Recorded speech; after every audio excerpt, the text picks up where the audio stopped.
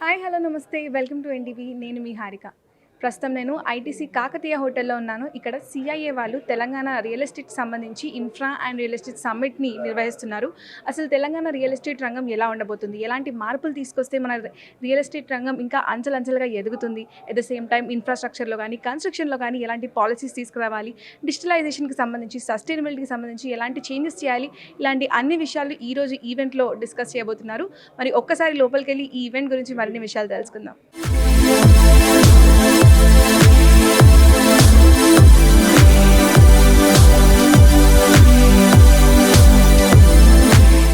So right now we do have Mr. Pandya ji, the Vice President of ABC India Limited. Hi, how are you doing? Yes, fine. Tell me. So firstly, representing from ABC India Limited coming to the CII Confederation, representing this, how do you feel this and what is your expectations from this summit? Yes, this is a very good and what I expected more than that. और इसमें बहुत कुछ है, सबको मिल रहे हैं अपन लोग. This is very vast. Minister has came, IT minister. We met him and also explained him because we have done Hussain Sagar Buddha statue. We have constructed. So we have again Mushi rivers there. So it's very good and very nice and we will also help. ठीक है. तो अभी जो master plan release किया है, जो policies में बहुत सारे चेंजेस ला रहे हैं, डिजिटलाइजेशन में बहुत सारे आ रहे हैं, तो व्हाट इज़ योर एक्सपेक्टेशन? मतलब अभी कैसे है रियल एस्टेट और कंस्ट्रक्शन बिजनेस कैसे है एंड आपका रोल क्या है? या रियल एस्टेट बिजनेस जो है अभी ग्रो करेगा हैदराबाद में और हैदराबाद जल्द ही एक सेकंड मुंबई होने वाला है. ये इसलिए आज जिसकी वैल्यू मान लीजिए 15,000 स्क्वायर फीट है, इट इज़ गोइंग टू 25,000. चारों तरफ डेवलपमेंट है. पहली गवर्नमेंट हम नहीं बोलते, फर्स्ट पहली गवर्नमेंट ने भी किया है, but this government is also doing और बहुत अच्छा करेगी. जो इनके अभी तो कितना दिन हुआ ही है नई गवर्नमेंट को आए.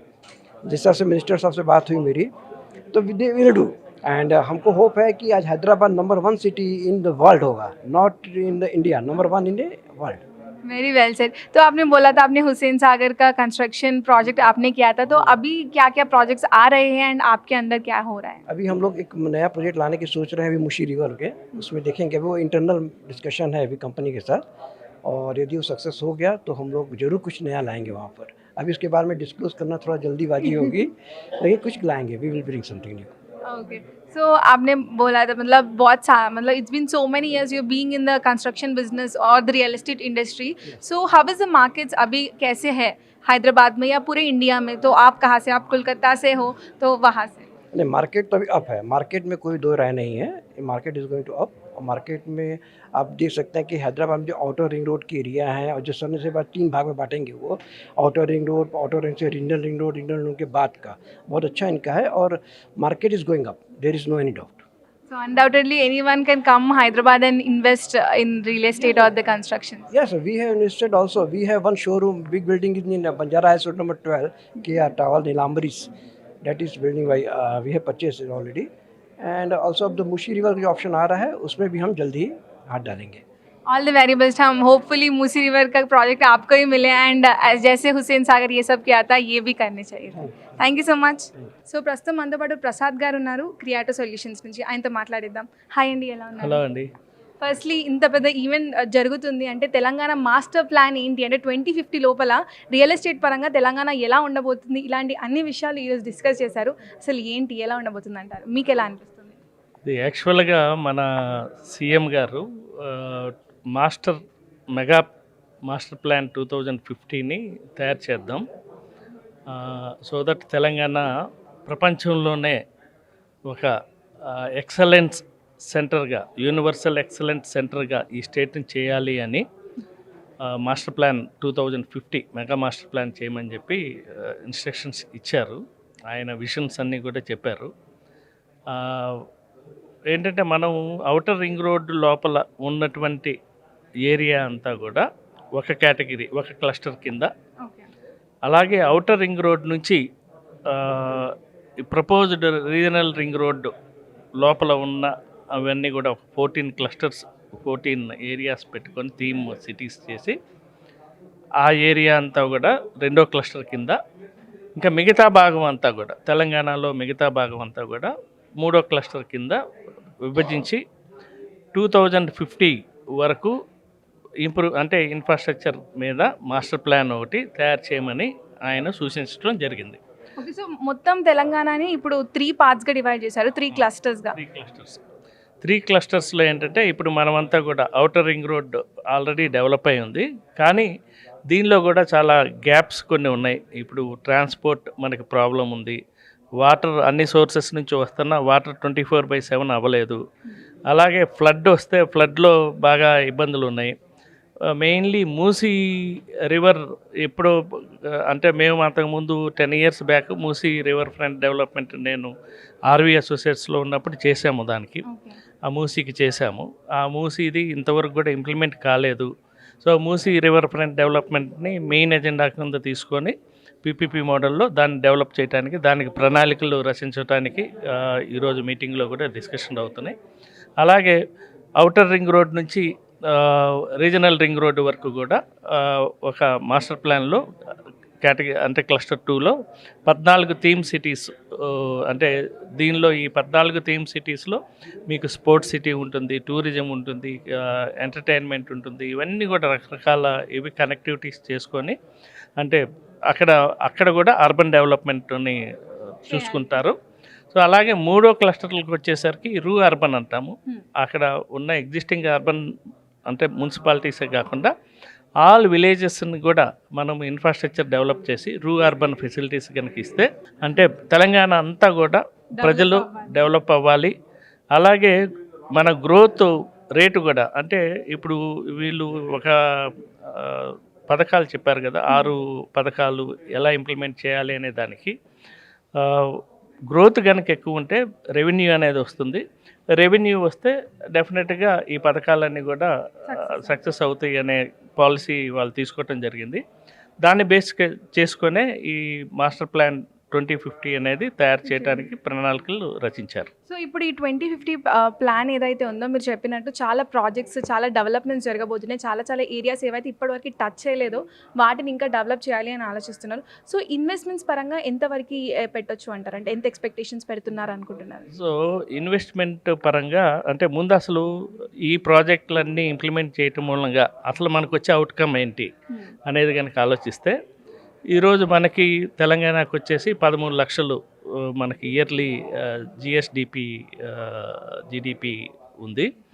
దాన్ని నెక్స్ట్ 15 ఇయర్స్కి ఇదే రేట్లో కనుక వెళ్తే నెక్స్ట్ 15 ఇయర్స్కి $1 ట్రిలియన్ రీచ్ అవ్వటానికి అవకాశం ఉంది. 1 ట్రిలియన్ ఎకానమీలో మనం కూడా రావాలి అనే దీనిలో దాన్ని ఈ మాస్టర్ ప్లాన్ కనుక చేస్తే 12 ఇయర్స్కో 10 ఇయర్స్కో ఎలాగ ముందుకు తీసుకురావాలి అనేది. సో అంటే చాలా పెద్ద గోల్ ఇది. $1 ట్రిలియన్ వితిన్ 12 ఇయర్స్లో అచీవ్ అవడానికి ఈ ప్రణాళికలన్నీ కూడా హెల్ప్ అవుతుంది. ఇలాంటి డెవలప్మెంట్ కనుక ఉంటే మనం కంట్రీలోనే 2-3 పొజిషన్లోకి చాలా ఫాస్ట్గా వెళ్తాం. సో ఇవన్నీ కూడా అన్నీ ఇంటర్లింక్డ్ ఉంటుంది. ప్రాపర్గా మాస్టర్ ప్లాన్ నుండి ఇన్ఫ్రాస్ట్రక్చర్ కనుక డెవలప్ చేసి తెలంగాణ అంతా కూడా తెలంగాణ వన్ మాస్టర్ ప్లాన్ 2050 అనేది కాన్సెప్ట్ అనమాట. న్యూ గవర్నమెంట్ అడాప్ట్ చేసింది.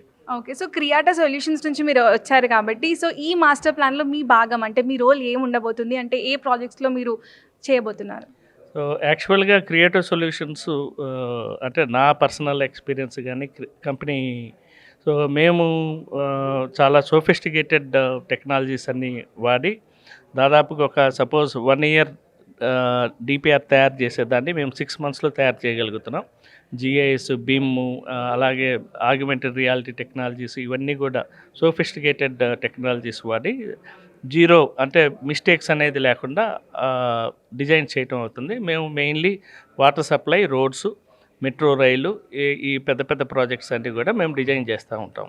సో ఏమన్నా రీసెంట్ ప్రాజెక్ట్స్ ఏమైనా మీరు చెప్పగలుగుతారు? అంటే ప్రీవియస్ ప్రాజెక్ట్స్ మీరు వర్క్ చేసింది తెలంగాణకు డెవలప్మెంట్ కోసం. తెలంగాణకు వచ్చి ఆర్వీలో నేను ఉన్నప్పుడు ఔటర్ రింగ్ రోడ్డు లో మేము డిజైన్ చేయటం జరిగింది, ఆర్వీ అసోసియేట్స్. అలాగే మొత్తం వాటర్ సప్లై అంతా కూడా GHMC water supply master plan అంతా కూడా మేమే డిజైన్ చేయటం జరిగింది. అంటే కృష్ణా నుంచి కానీ గోదావరి నుంచి కానీ ఆ ఇంటర్ కనెక్టివిటీ మొత్తం నెట్వర్క్ అంతా కూడా జేఎన్ఆర్ఎం కానీ ఇవన్నీ కూడా చేయటం జరిగింది. వాటర్ సప్లై అంతా ఈరోజు ఉన్న వాటర్ సప్లై అంతా కూడా మేమే అప్పట్లో డిజైన్ చేయడం జరిగింది. అలాగే ఇప్పుడు మాట్లాడుతున్న మూసీ రివర్ ఫ్రంట్ ఏది మాట్లాడుతున్నారో మేము 10 years బ్యాక్ కాంగ్రెస్ గవర్నమెంట్ టైంలో మేమే first Musi river front development design చేయటమైంది ఆర్వీలో. అలాగే ఎన్ఆర్సిడి phase 2 మొత్తం ఎస్టీపీస్ సీవేజ్ ట్రీట్మెంట్ ప్లాంట్స్ అన్నీ కూడా ఆ టైంలో ఎన్ని ఎస్టీపీస్ కావాలి ఇవన్నీ కూడా ప్రపోజల్స్ అన్నీ కూడా గవర్నమెంట్కి ఇచ్చి చేయటం అయింది. అలాగే జేఎన్ఆర్ఎం తరపున మొత్తం హౌసింగ్ స్కీమ్స్ మొత్తం కన్స్ట్రక్షన్ సూపర్విజన్ ఇవన్నీ కూడా థర్డ్ పార్టీ క్వాలిటీ కంట్రోల్ ఇవన్నీ కూడా చేశాము. సో దాదాపుగా ఏంటంటే తెలంగాణలో అంటే జిహెచ్ఎంసీ ఏరియాలో మేము అన్ని రంగాల్లోనూ డిజైన్స్ చేయటం అది సక్సెస్ఫుల్గా జరిగింది. అలాగే వరల్డ్ బ్యాంక్ తరపున అన్ని యుఎల్బీస్కి వాటర్ సప్లై ఇవి ఇంప్లిమెంట్ చేయటం జరిగింది. స్మార్ట్ సిటీస్కి వచ్చేసరికి కరీంనగర్ స్మార్ట్ సిటీని ఆర్వీ వాళ్ళే ఇంప్లిమెంట్ చేయటం డిజైన్ తర్వాత కన్స్ట్రక్షన్ సూపర్విజన్ ఇవన్నీ కూడా చేయటం జరిగింది. Okay, thank you so much అండి. ఏదైతే మాస్టర్ ప్లాన్ అనుకున్నారో అంతే అనుకున్నట్టు ఎగ్జిక్యూట్ అవ్వాలని కూడా కోరుకుంటున్నాం. It was nice talking to you. Thank you. So మనతో పాటు అజయ్ కుమార్ గారు ఉన్నారు, ద సెక్రటరీ ఆఫ్ క్రెడా హైదరాబాద్. ఆయనతో మాట్లాడదాం. హాయ్ అండి, ఎలా ఉన్నారు? హాయ్ అండి, fine. So Telangana 2050 master plan అయితే ఈరోజు రిలీజ్ అంటే బాగా డిస్కస్ చేశారు. రియల్ ఎస్టేట్ రంగంగా ఇన్ఫ్రాస్ట్రక్చర్ పరంగా ఎలా ఉండాలి అని. సో క్రెడాయ్ నుంచి మీరు రిప్రజెంట్ చేసుకుంటూ వస్తున్నారు. How you do feel? చాలా గ్రేట్గా ఫీల్ అవుతున్నామండి about the government and about their future plans అండి.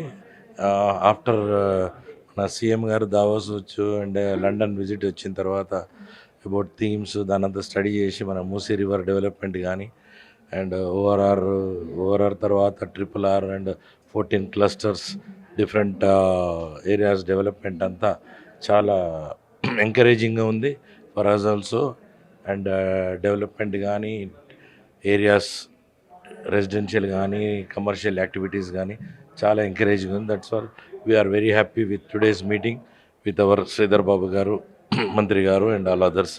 థ్యాంక్ యూ వెరీ మచ్ అండి. ఓకే, సో జనరల్గా ఇప్పుడు రియల్ ఎస్టేట్ అంటే ఇప్పుడు ప్రజెంట్ హైదరాబాద్ సినారియో ఎట్లుంది అండ్ క్రెడాయ్ నుంచి వచ్చారు కాబట్టి మీకు రియల్ ఎస్టేట్ గురించి బాగా అర్థమై ఉండొచ్చు. ఏమైనా ఛాలెంజెస్ ఉన్నాయా? అవి ఛాలెంజెస్ ఉంటే ఈ గవర్నమెంట్ ఎట్లా ఎదుర్కొంటుంది అనుకుంటున్నారు? ఈ గవర్నమెంట్ అంటే ఇంతకుముందు నుంచి రియల్ ఎస్టేట్ గ్రోత్ బాగుంది. ఈ గవర్నమెంట్ వచ్చిన తర్వాత ఇప్పటి నుంచి ఇంకా గ్రోత్ పెరుగుతుందనే ఉద్దేశంతో ఉన్నాం.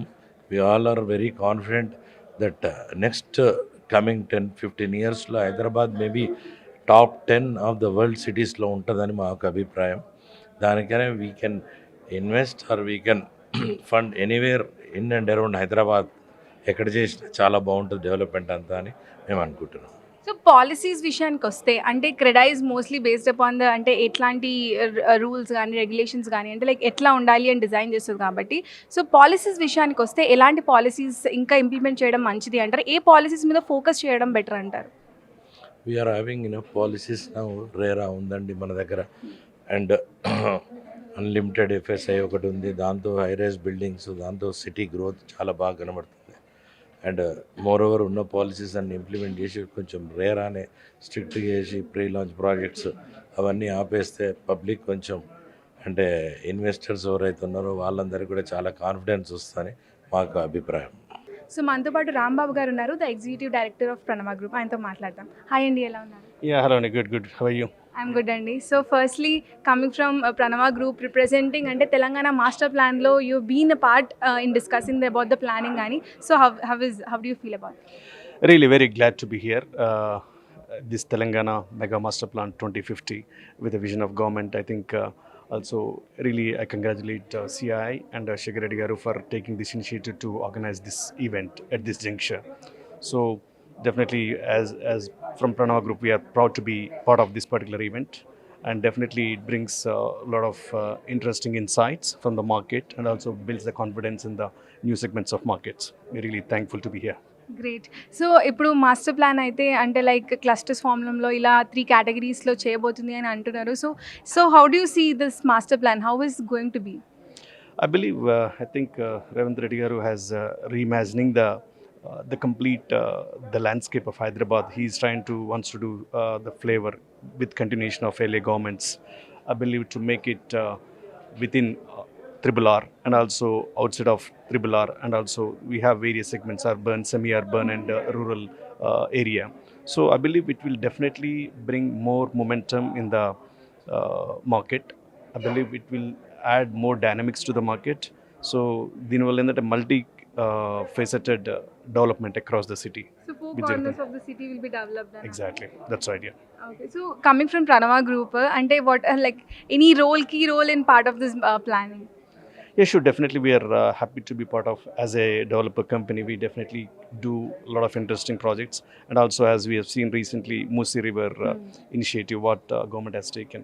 Because in fact, our project is very much next to our prestigious project, One Hyderabad, which is very much next to Hussain Sagar. We are already riverfront, but now we are talking about riverfront oriented projects.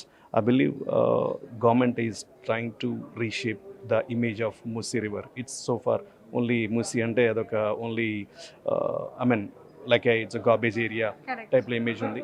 But I think Ravindra Reddy garu, I think he's taken an initiative to create completely new impression. I think that's how he visited London recently, where all the team along with Ravindra Reddy garu, actually all the administrative officers, they are trying to relook at they looked at how Thames River in London is playing a role across the rivers, how they are playing a vital role in developing the cities. So in that context, I believe they wanted to make, even we heard from Dhanam Kishore garu in the morning here in this meeting, in this summit, they really envisioned, like actually looked at Musini oka completely revive chedamani basically. So I believe in that, definitely as a builder developer, we will be looking forward to build some interesting, very viable to all kinds of segments of people. Sure. Great. అంటే ఒకవేళ Musi river ఏదైతే ఉందో అది revamp చేస్తే it will be the heart of the city in the అనుకోవచ్చు, to be honest. Yeah, absolutely. It's what they are trying to, if I'm not wrong, it's early to comment, obviously, but I believe what they are looking is across 50 kilometers, for example, Musi River front, across city, it will be reviving actually. It's not only just one place, but of course now we know only Hussain Sagar, these areas. But with those new initiatives, I believe definitely cleaning, purifying, and also developing economical model around that particular riverfront, because across the even civilization happened around the rivers basically. What the development happened historically around the rivers, definitely there are a lot of evolution happened. So in the similar way, but now we are taking I think government is trying to take river, what do you call Musi River as a core front, and also making development around it. Maybe that I believe we are yet to see, but we believe that it will happen. Hopefully, executively. So coming from the constructions background, so today we discussed అంటే like lot of discussions happened about real estate industry కానీ constructions గురించి కానీ policies గురించి కానీ. So currently ఏవైతే ఉన్నాయో how is it going, and ఏదైనా దాని మీద ఫోకస్ పెట్టాలి ఇంకా కన్స్ట్రక్షన్స్లో అంటే what would you suggest? I think they have organizing various types of topics for the panel discussions with various consultants and experts in the particular industry. I think I was part of emerging markets and real estate and infrastructure. So definitely, as you know, emerging market lo a lot of challenges untai, a lot of opportunities untai, but how the industry, how the people ecosystem takes into it, how they can make those challenges as as an opportunity and make a successful model. So I believe we are referring to Dubai, where they really emerged like one of the fastest developed city or country, you can say it actually. So they took the challenges and turned into as an opportunity.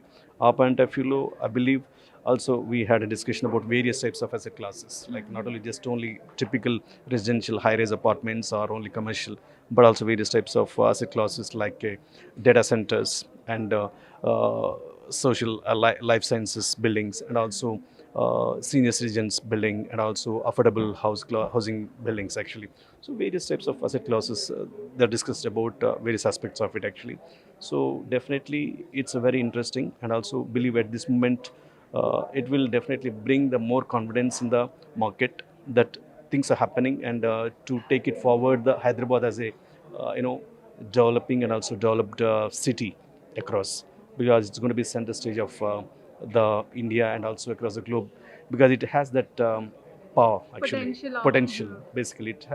It can really definitely revolve and also make it because it's a huge skill based here. We have skill based people here, and our ecosystem, culture, multicultural system, where the people take all kinds of mix of all across the Indians. It's not only just only Telugu or Hindi people. Across nation we have multi cultural, multi talented, multifaceted people. So definitely they don't try to take any opportunity to lose or damage the image of Hyderabad. Correct. So definitely I believe it will continue its legacy and continue its forefront actually city as a city. I believe we are confident about it. Yeah. Great. So talking about the real estate industry constructions గురించి కాబట్టి currently Pranava Group, what are the projects is happening and the future projects of Pranava Group? Yeah, at Pranava, we have currently about 9 projects going on actually. So we have into residential high-rise buildings and also commercial building projects and also villas actually, and also plotting projects. Our flagship project is One Hyderabad. It's a residential and commercial project. It's one of the IGBC Platinum pre-certified from CI actually, and we are really proud to be of that actually. And also we are doing Greenwich Villas in Attapur Villas project. And also in High-Tech City, we have 3 commercial projects, business park, it's A-grade office, amenity spaces, and another business square and Interlax. And also we have a plotting project in Shamirpet and also in Raigiri. So we are doing that. Even we are also coming up with some more interesting, because as a company, we striving for excellence in terms of utilizing the technology and also building a right skill set of people and delivering the project with utmost quality. And also we at Pranava is known for prime locations. Basically, Pranava, it stands for prime location actually.